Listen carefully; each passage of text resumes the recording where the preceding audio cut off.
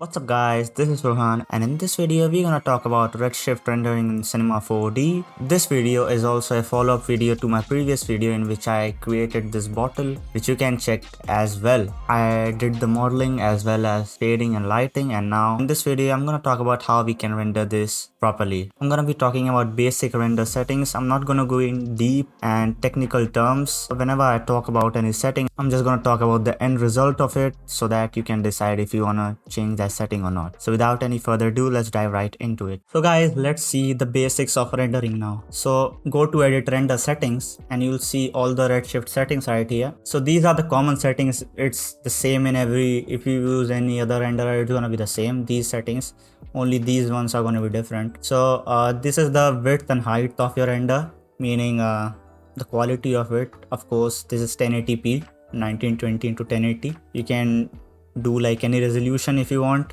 Other than that, these things I don't change. This is frame rate, which you can change personally. 30 is the default in the Cinema 4D. Then you have frame range. If you have, suppose you are making animation and you have multiple frames, what you can do is select manual and select the number of frames. All right, from 0 to suppose 100. Suppose there's 100 frames in an animation, then you can do that, but we don't have it. I mean, there's not 100 frames anyway. Suppose 90 frames. All right, then the whole animation is going to be rendered properly. All right, but here we just have a single image. All right, so just current frame, that's it. Or you can do the all frames. All right, it's going to do 0 to 90 completely. You can do manual like 0 to 40, 0 to 50, like that. Create current frame. There's multiple format options which you can use. I generally use PNG and JPG because suppose my PC crashes or like something happens, all right, by chance, God forbid it should not happen with anyone because it takes a long time. Suppose I'm rendering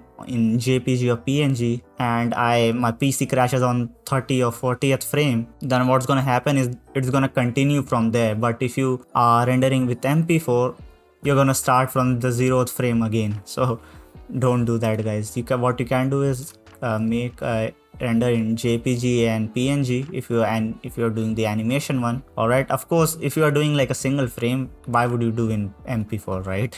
But if you are doing animation or something like that, then PNG or JPG, you can just create an image sequence, you know, in Premiere Pro, After Effects, something like that. All right, your editing software. Then we have Redshift. Now the thing about Redshift, why it's so good, is because you already have quality check. All right, you can set like defaults already, which can, you know, automatically give you good results. Like if you want high res, then you can select the high. If you want in very high res, then you can select very high. The thing is, it's just gonna take more time in it. All right, so most of the time I use high, but you can check it. And then we have this real-time rendering, which is just for rendering in real time, which I would not recommend. Just use the production mode. Now these are the basic settings. All right, you're on the basic mode right now, and when you click on advanced, you see more options. First you see interactive rendering and then final rendering.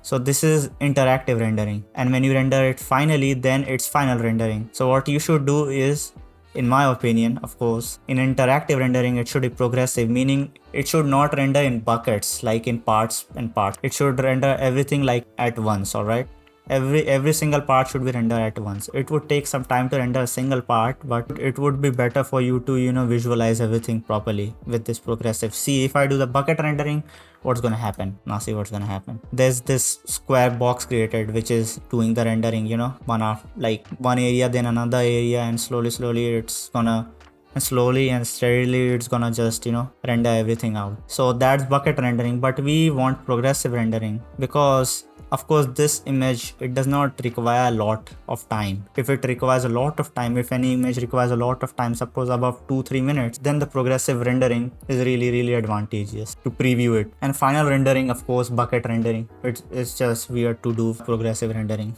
Then we have unified sampling. Now automatic sampling is what I use because it does the job automatically. All right, but you have to keep the threshold in a way that it does not go too low that it takes like, you know, your whole life to render, or you don't have to like increase the threshold so much that the quality is like absolutely garbage. Let me show you this. All right, let me increase the threshold. Now the image is gonna look pretty bad. All right, I would recommend to use automatic sampling because Redshift does it automatically. All right, and if you don't want to do it, then you can do the samples min and max. Now samples min and max is basically how many times the image is sampled. All right, if there's more samples, it's gonna give better quality to you. Overrides, so the samples, everything here is like the overall quality, but you can increase quality in specific areas, like in reflection. By overriding it, you can increase the number of samples in reflection. All right, but you don't need to do this much. There's no point doing this much. All right, 74 is just way too much. Do something like if it's like a really complex scene, then you might need to increase it a lot, but it's not that complex scene. It's just a bottle, so most of the things should be fine. So this is for reflection. The reflection then is refraction. So we don't have any refractive object, meaning there's no glass or something like that. If you have a glass or water or something like that, then you can increase the refraction samples, but here it is not needed. All right, and then you can increase the ambient occlusion. Now what ambient occlusion is, that it's a technique used for shading and rendering, which like kind of just calculates how much ambient lighting is there. I don't know the exact words. That's like from the top. All right, then you can increase the quality of light. That's pretty easy to understand. Volume, that's also pretty easy to understand. Volume is basically stuff like fog, subsurface scattering. You should not care about that for now. Right? Denoising is when you have some noise on the render, then you can use denoising. But I mean, if you have good quality image already, by increasing this samples min max and stuff like that to increase the quality, then you don't need denoising. But if there is some and you don't want to increase your rendering time by these, then you can use denoising. I've used it, but I generally don't use it now. Then there's motion blur. Motion blur is easy to understand, just gives motion blur. Don't want to get into deep. Rendering engine, hardware ray tracing, if available, you can turn this on if you have ray tracing. If your hardware is capable of doing ray tracing. And then we have trace depths. So we have samples and then we have trace depth. There's two things. All right, it's similar to what's there in Arnold as well. It's like in Arnold it's like a ray. Here it's like trace depths. So basically trace depths is the limit how much rays should be sent on your object. That's the thing. And you have for reflection, for refraction, for combined, and for transparency. These both sampling and these trace depths go hand in hand. All right, both of them will increase your quality of the render. Then we don't have to talk about then global illumination. I'm just gonna tell everything like really quickly what global illumination is. Global illumination is basically suppose there's two objects. All right, suppose there's a light in a room.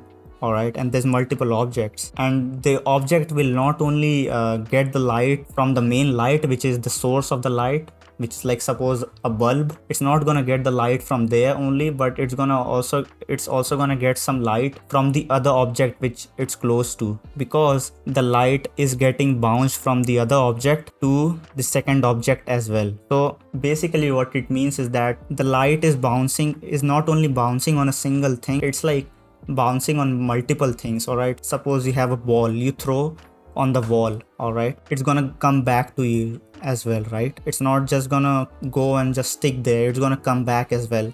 So lights are like reflecting and going here and there. It's not just stopping on the object itself, it reflects. That's why it's called reflection. All right, so these are primary engines.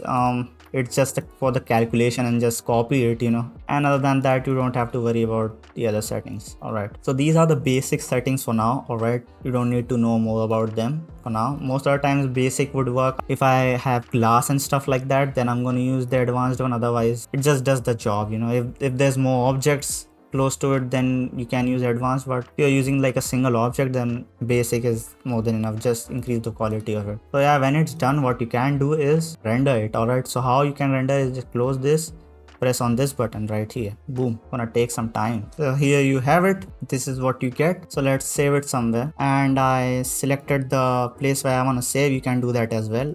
and just do in PNG, what you can do is now render it. So here we have it. We have the render. It should be there where I've saved it. So here we have it. It's saved already perfectly. So I hope you like this video. If you gained any knowledge, feel free to like and subscribe to this channel. I'm gonna be covering more topics about Cinema 4D, and see you guys in the next one. Peace. Thanks for watching, guys. Bye bye.